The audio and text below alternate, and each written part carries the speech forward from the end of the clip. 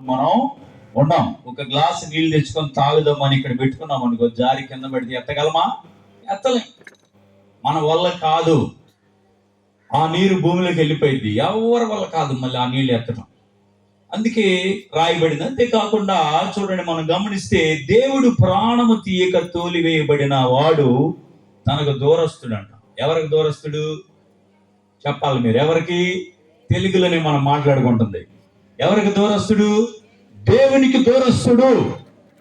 దేవుడు ప్రాణము తీయకపోతే వాడు దేవునికి దూరస్తుడు. దేవుడు జన్మదినము మరణ దినము రెండు ఆయనే పెట్టాడు.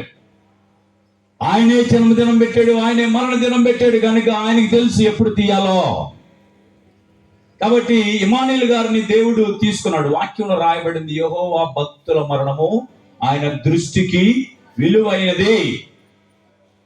నరులారా తిరిగి రండి. ఎంతకాలం ఉంటారు మీరు ఈ భూమి మీద? రండి అని పిలుస్తున్నాడు. కాబట్టి ప్రియులారా, మరణం అనేటువంటిది ప్రతి ఒక్కరికి వస్తుంది. రాబోయే ముందు మనం ఏం చేయాలి? అది ఆలోచించాం ఎప్పుడైనా? మరణం రాబోయే ముందు మనం ఏం చేయాలి? దేవుడు కనుక ముందు తెలియపరిస్తే మనకి పలానా రోజు నీకు వచ్చిద్దని, ఆ డేట్కి ముందే అంతా ఎంజాయ్ చేసి కూర్చుంటారు దేవుని సన్నిధిలో కదా. ఇక ఎక్కడికి పోకుండా ఆడే కూర్చుంటారు కాసుకొని.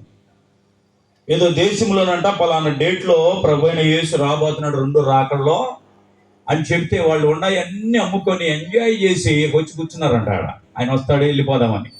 ఇక ఆడ కూర్చొని బతుకులు ఆడుకుంటున్నారు. అయ్యా నన్ను క్షమించు, నేను అది చేశాను ఇది చేశానని.